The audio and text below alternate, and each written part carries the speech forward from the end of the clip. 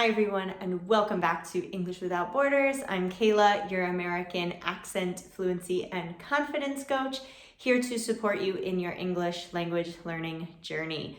Today is day 4 of our 12 Days of Christmas video series in the English Without Borders community. So welcome back. I hope you've enjoyed the first 3 days leading up to now.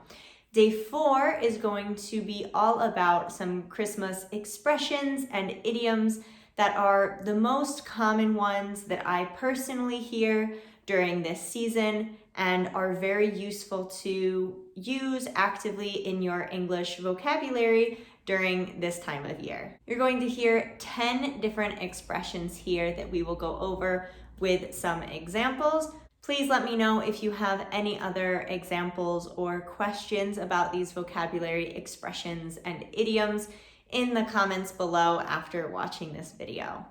And don't forget to subscribe to our channel to get notifications for the rest of the 12 Days of Christmas video series.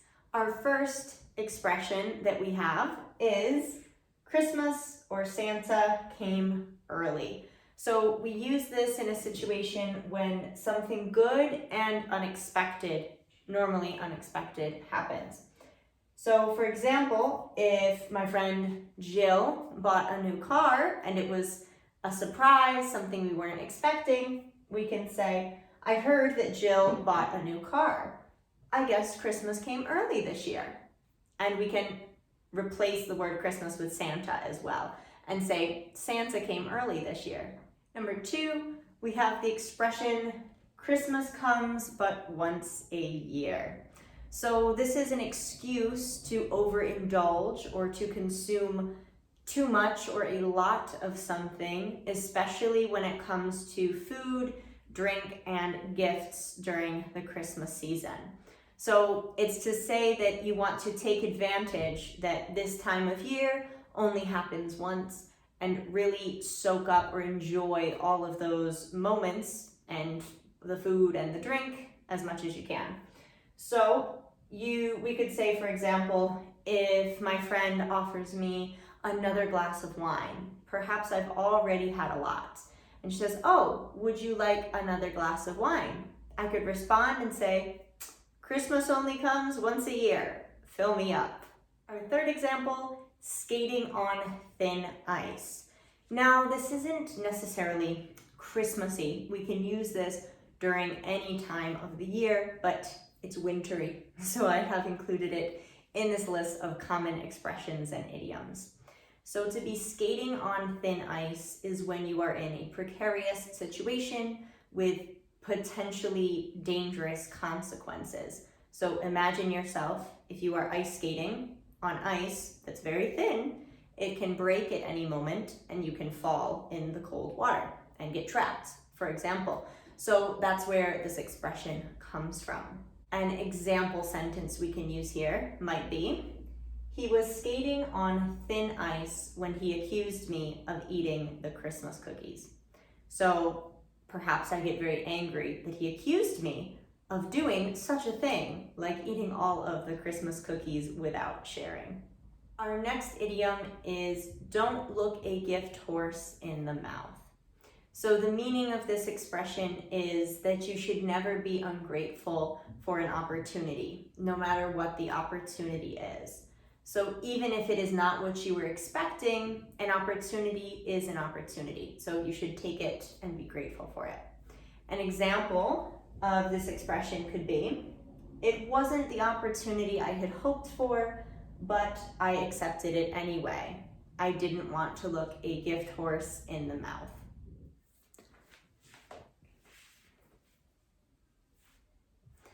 Our fifth term, and this is really just a vocabulary word rather than an expression or an idiom, but it is a very important one for this time of year. A stocking stuffer or a stocking filler. I personally always say stocking stuffer, but you can say whichever one you choose.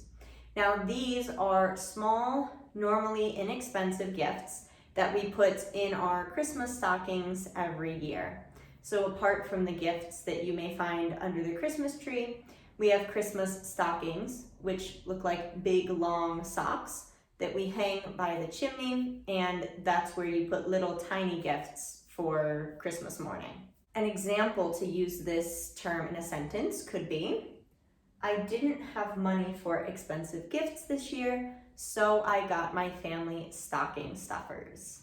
Our sixth expression is the more the merrier. So this means that the more people that are at an event or a gathering, the better or more enjoyable the experience will be. And that comes from the word merry. To be merry is an older word or term used to talk about happiness, to be happy. So when people say Merry Christmas, that's where this comes from. And you can find that British English speakers often say Happy Christmas. So happy and merry are synonyms here. But in this expression, we always say the more the merrier. That's how the expression goes. So an example for how we could use this is if I invite people to a party at my house, I can say invite everyone you know, the more the merrier. Meaning that I will enjoy the party much more if I have a lot of guests and people to enjoy it with. Our seventh expression is snowball effect. So a snowball effect, you may have heard an expression similar to this before, which would be the ripple effect. So this means when something seemingly insignificant later on has a great impact or influence.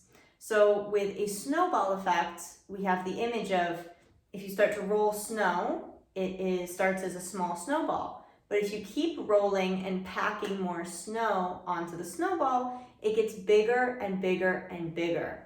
The same way with how if you drop a stone in the water, at first you only have one ripple or one ring in the water, and then it starts to grow and it expands and has a greater impact. So that's what a snowball effect is. So an example sentence we could use here could be, her video had a snowball effect and her business started to gain momentum. So her video gave her publicity or let the public know what she was offering. So as an effect, her business started to grow and grow and grow from something as small as a video.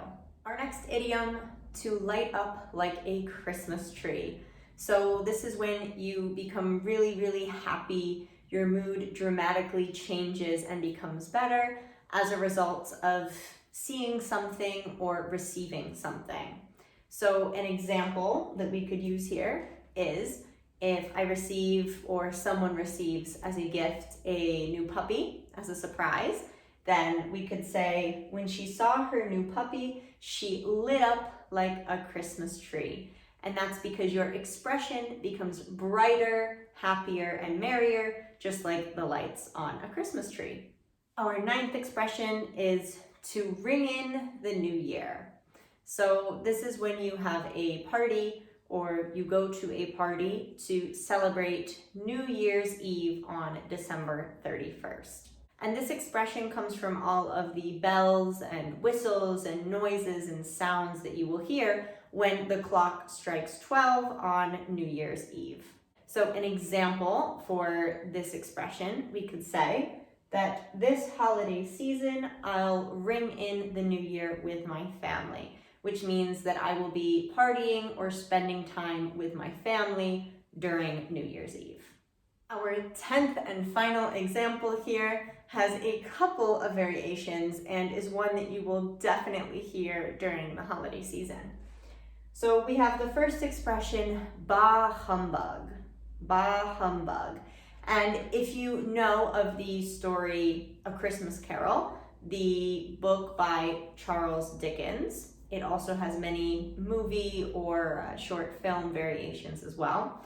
The main character, his name is Scrooge, and this is something he says when he is not in the Christmas spirit, right? So he says, bah humbug, to brush off or ignore the fun Christmas spirit or activities that other people are participating in. So if someone says bah humbug, it is to sort of get rid of your Christmas spirit or put down your Christmas spirit. So the same as this expression, we also have responses, typical responses to this expression or to someone who is against the Christmas spirit in general. So a response to this could be, don't be such a Scrooge. Scrooge, once again, was the name of the character in this book that says bah humbug.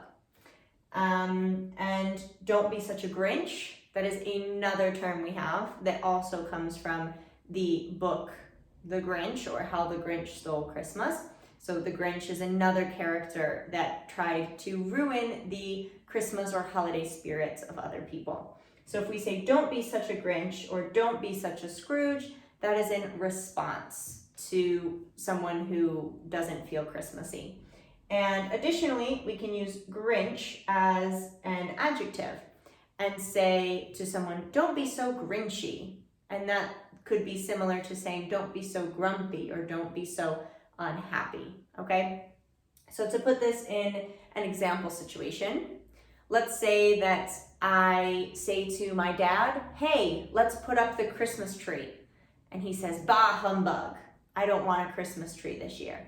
And I can say, don't be such a Scrooge, or don't be such a Grinch, or don't be so Grinchy.